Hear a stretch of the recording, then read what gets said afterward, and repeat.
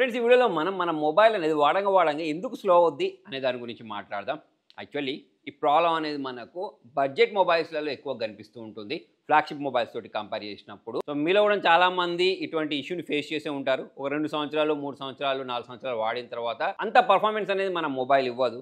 మనం ఏదైనా apps open చేసినా, లేకపోతే గేమ్ చేస్తూ ఉన్నా, ఫోటోస్ క్యాప్చర్ చేయడానికి ట్రై చేస్తున్నా, ఈవెన్ టెక్స్ట్ టైప్ చేస్తున్నా సరే ల్యాగ్ అవుతూ ఉంటుంది. మరి ఇలా ఎందుకు జరుగుద్ది అనే దాని గురించి అయితే ఈ వీడియోలో మనం మాట్లాడదాం. సో మరి ఇలా జరగడానికి one of the main reason మీ మొబైల్లో ఉన్న బ్యాటరీయా? అదేంటి బ్యాటరీకి ఉన్న మొబైల్ పర్ఫార్మెన్స్కి సంబంధం ఏంటి అని చెప్పేసి మీకు అనిపించవచ్చు. మ్యాటర్ ఏంటంటే మన మొబైల్ బ్యాటరీలో సైకిల్స్ ఉంటాయి. అంటే అది మనం వాడే కొద్దీ సైకిల్స్ అనేవి తగ్గిపోతూ ఉంటాయి. సైకిల్ అంటే మనం ఒక మొబైల్ బ్యాటరీని ఫుల్గా ఛార్జ్ చేసేసి ఫుల్గా డిశ్చార్జ్ చేసామనుకోండి, ఒక సైకిల్ అంటాం. సో అలా మన బ్యాటరీ యొక్క సైకిల్స్ అనేది తగ్గిపోయే కొద్దీ మొబైల్ అనేది థ్రాటల్ అవ్వడం స్టార్ట్ అయిపోద్ది, అంటే వేడెక్కడం స్టార్ట్ అయిపోద్ది. సో అలా మన మొబైల్లో ఉన్న బ్యాటరీ అనేది చెడిపోయిన కారణంగా, ఫర్ ఎగ్జాంపుల్ మనం చాలా మంది మొబైల్ ఓపెన్ చేసేసి గేమ్స్ ఆడుతూ ఉంటారు, మల్టీ టాస్కింగ్ చేస్తూ ఉంటారు. సో అటువంటిప్పుడు మన మొబైల్లో ఉన్న ప్రాసెసర్ అనేది ఇంకా ఎక్కువ రన్ అవుతూ ఉంటుంది. సో ఇప్పుడు మన మొబైల్లో ఉన్న ప్రాసెసర్ అనేది ఎక్కువ ప్రాసెసింగ్ చేసింది అనుకోండి, సో అటువంటిప్పుడు అది హీట్ అవుద్ది. ఆల్రెడీ మన మొబైల్ ఉన్న బ్యాటరీ బాలేని కారణంగా హీట్ అనేది జనరేట్ అవుతూ ఉంటుంది. దీని కారణంగా ఆ థ్రాట్లింగ్ని తక్కువ చేయడానికి మన మొబైల్లో ఉన్న ప్రాసెసర్ ఏం చేస్తుంది అంటే దాని స్పీడ్ని తక్కువ చేసేస్తుంది. సో అలా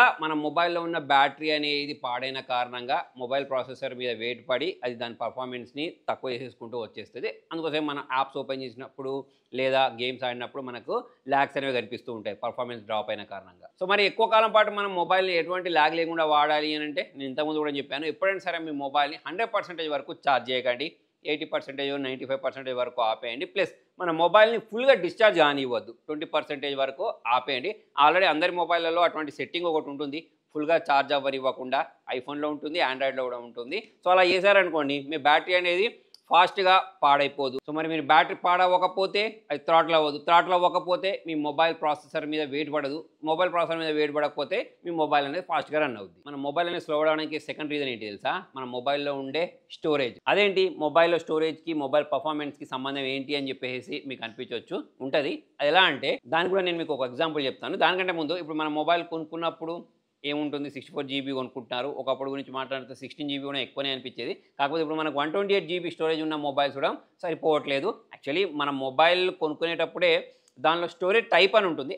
నేను ఇప్పుడు దాని గురించి మాట్లాడలేదు. మరి స్టోరేజ్ టైప్ కూడా మన మొబైల్ యొక్క పర్ఫార్మెన్స్ని ప్రభావితం చేస్తుంది అనుకోండి. ఇప్పుడు మనకు UFS 2.1 storage type, UFS 3.0 storage type, లేకపోతే 4.1 స్టోరేజ్ టైప్ గురించి మాట్లాడినట్టయితే వీటన్నిటిలో పర్ఫార్మెన్స్ అనేది డిఫరెంట్గా ఉంటుంది. అంటే మన యాప్ ఓపెన్ చేసినప్పుడు, గేమింగ్ చేసేటప్పుడు, ఫోటోస్ క్యాప్చర్ చేసేటప్పుడు దీనికి సంబంధించిన తేడాలు అనేవి మనకు కనిపిస్తూ ఉంటాయి. ఇన్ ఫ్యూచర్ మనం కొత్త యాప్స్ని ఇన్స్టాల్ చేసుకున్నా సరే, కొత్త గేమ్స్ ఇన్స్టాల్ చేసుకున్నా సరే, అంటే మొబైల్ కొనుక్కున్న తర్వాత 2-3 సంవత్సరాలకు వేరే యాప్స్ అనేవి వస్తూ ఉంటాయి కదా. సో అటువంటిప్పుడు మన స్టోరేజ్ టైప్ పాతది అనుకోండి, సో దీనికి సింక్ అవ్వక మనకు మొబైల్ అనేది స్లోగా ఉన్నట్టు అనిపిస్తుంది. దీంతో పాటు మనం మొబైల్ కొనుక్కున్నప్పుడు మొబైల్లో ఏముండదు, ఖాళీగా ఉంటుంది. ఓన్లీ ఓఎస్ మాత్రమే, కొన్ని యాప్స్ మాత్రమే ఇన్స్టాల్ అయి ఉంటాయి. కాబట్టి దానిలో మనం ఏం చేస్తాం, వాట్సాప్ నుంచి వచ్చే వీడియోస్ని డౌన్లోడ్ చేసుకుంటూ ఉంటాం, ఫొటోస్ని డౌన్లోడ్ చేస్తాం, డాక్యుమెంట్స్ని డౌన్లోడ్ చేస్తాం, మనం ఫొటోస్ని క్యాప్చర్ చేస్తాం. సో అలా చేసేసరికి ఆ మొబైల్ స్టోరేజ్ మొత్తం నిండిపోద్ది కదా. సో దాని కారణంగా కూడా మనకు మొబైల్ అనేది స్లో అవుద్ది. సో అది ఎలా అంటే మీకు దీనికి ఒక ఎగ్జాంపుల్ చెప్తాను చూడండి. ఒక ఖాళీ రూమ్ ఉంది. ఈ ఖాళీ రూమ్లో మీరు ఇష్టం వచ్చినట్టు సామాన్లు అనేవి ఫస్ట్ వేసుకుంటూ వెళ్ళారు. అంటే అది ఖాళీ ఉంది కాబట్టి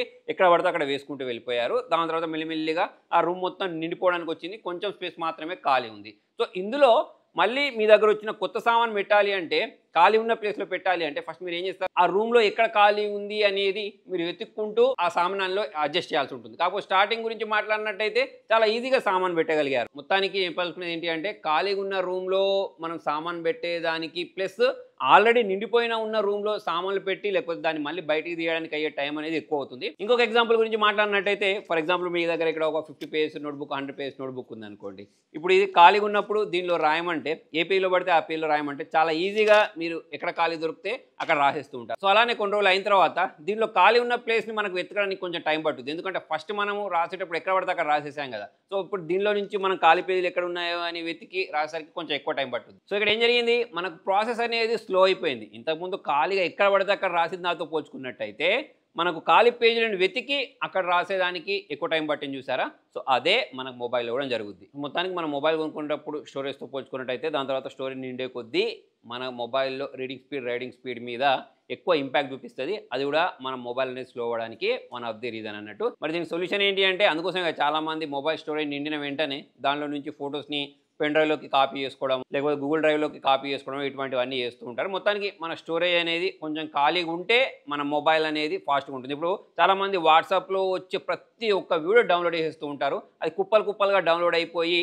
మనకు వాట్సాప్ ఓపెన్ చేసిన ప్రతిసారి చాలా స్లోగా అనిపిస్తూ ఉంటుంది. అదే మీరు వాట్సాప్ని క్లీన్ చేసేసారనుకోండి, దానికి సంబంధించిన క్యాచేని హిస్టరీని డిలీట్ చేసి మన మొబైల్ స్టోరేజ్లో ఉండే డేటాని కూడా అంటే మనకు అవసరం లేని చెత్త వీడియోస్ అన్ని డిలీట్ చేసిన తర్వాత మీరు చూడండి మీ మొబైల్ సంబంధించిన పర్ఫార్మెన్స్ అనేది డెఫినెట్గా ఇంప్రూవ్ అయ్యి కనిపిస్తుంది. నెక్స్ట్ వచ్చేసి మొబైల్ సంబంధించిన సాఫ్ట్వేర్ అప్డేట్స్ అని చెప్పేసుకోవచ్చు. యాక్చువల్లీ మొబైల్ కంపెనీస్ అనేవి మన మొబైల్ అనేది మనం ఎక్కువ కాలం పాటు వాడితే వాళ్ళకి ప్రాఫిట్ రాదని చెప్పేసి యాపిల్ లాంటి కంపెనీస్ ఇంకా వేరే వేరే కంపెనీస్ అనేవి మొబైల్ బ్యాటరీ బ్యాకప్ అనేది ఎక్కువ రాకుండా ఉండడానికి చాలా ప్రయత్నాలు చేశాయి. వాటిని చాలా మంది ఎక్స్పోజ్ కూడా చేశారనుకోండి. అయితే ఇంతకుముందు పోల్చుకున్నట్టయితే ఇప్పుడు మనకు మొబైల్స్కి అప్డేట్స్ అనేవి చాలా ఫాస్ట్గా వస్తున్నాయి. ఒకప్పుడు గురించి మాట్లాడినైతే ఏదో సంవత్సరానికో 2 సంవత్సరాలకు వచ్చేవి. కాకపోతే ఇప్పుడు చాలా రెగ్యులర్గా అప్డేట్స్ వస్తున్నాయి. అప్డేట్స్ వస్తే మొబైల్ ఎందుకు స్లో అవుద్ది, కొత్త కొత్త ఫీచర్స్ వస్తాయి కదా అని అంటే యాక్చువల్లీ ఈ mobile developers, app developers, software developers ఏం చేస్తారంటే లేటెస్ట్గా వచ్చే మొబైల్ ప్రాసెసర్స్ ఏవైతే ఉంటాయో వాటికి తగ్గట్టు వీళ్ళకి సంబంధించిన సాఫ్ట్వేర్ని డెవలప్ చేస్తూ ఉంటారు. ఇప్పుడు ఈ డెవలపర్స్ లేటెస్ట్గా వచ్చిన యాప్స్కి తగ్గట్టు mobile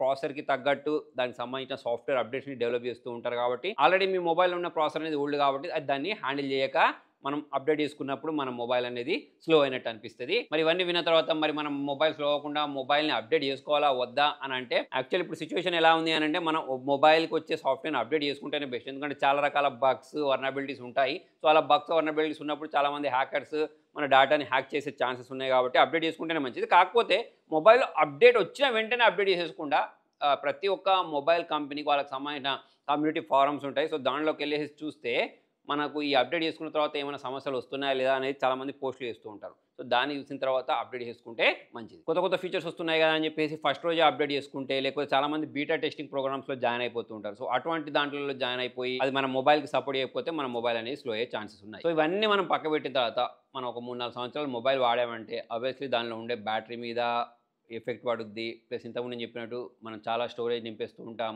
reading speed, writing speed మీద ఎఫెక్ట్ పడుద్ది కాబట్టి మొబైల్ అనేది అయితే స్లో అవుద్ది. సో మరి 4-5 ఇయర్స్ తర్వాత సచ్చినట్టు మనం మొబైల్స్ని చేంజ్ చేసుకోవాల్సిందే. లేటెస్ట్ సాఫ్ట్వేర్స్ యూజ్ చేయాలన్నా ఇప్పుడు మనకు కొన్ని ఓల్డ్ మొబైల్స్లలో వాట్సాప్ అనేది పనిచేయదు. సో దానికి రీజన్ ఏంటి అంటే కంపెనీలు దానికి సంబంధించిన సపోర్ట్ అనేది ఆపేస్తారు. దానికి ఎటువంటి అప్డేట్స్ పంపించరు కాబట్టి ఇక పాత మొబైల్స్లలో మనకు ఆ సాఫ్ట్వేర్స్ అనేవి రన్ అవ్వవు. మరి 4-5 ఇయర్స్ అయిన తర్వాత కూడా మొబైల్ అనేది స్లో అవుతుంది అంటే దానికి సొల్యూషన్ ఏంటి అంటే ఇక మనం కొత్త మొబైల్ కొనుక్కోవడం తప్పిస్తే ఇంకొక ఆల్టర్నేటివ్ అయితే మనకు కనిపించదు. మరి మీరు ఒకే మొబైల్ 4 సంవత్సరాలు వాడారనుకోండి, మొబైల్ కంపెనీస్ ఎట్లా బతుకుతాయి? అందుకోసం మొబైల్ కంపెనీలు కూడా కావాలని మీ మొబైల్ని స్లో చేస్తూ ఉంటాయి. సో మరి ఇవే కాకుండా ఒక మొబైల్ని కొనుక్కునేటప్పుడు, టీవీని కొనుక్కునేటప్పుడు మనం ఎటువంటి జాగ్రత్తలు తీసుకోవాలి అనే దాని గురించి ప్రీవియస్గా వీడియోస్ చేశాను. ఆ వీడియోస్ అనేవి నేను కింద డిస్క్రిప్షన్లో ప్రొవైడ్ చేస్తాను. అంతేకాకుండా మొబైల్స్ అయినా, టీవీస్ అయినా, ఏ ఎలక్ట్రానిక్ గ్యాడ్జెట్స్ అయినా సరే తక్కువ ధరకు వచ్చినప్పుడు మీకు తెలియాలి అంటే ఇక మన Telugu tech to deals Telegram channel ఉంటుంది. సో దీనిలో నేను లింక్స్ పోస్ట్ చేస్తూ ఉంటాను. అక్కడ మీరు చాలా తక్కువ ధరకు వస్తువులను కొనుక్కొని మీ డబ్బులు అయితే సేవ్ చేసుకోవచ్చు. మరి మీకు ఈ వీడియో యూస్ఫుల్ అనిపిస్తే లైక్ చేయండి, షేర్ చేయండి. Thank you.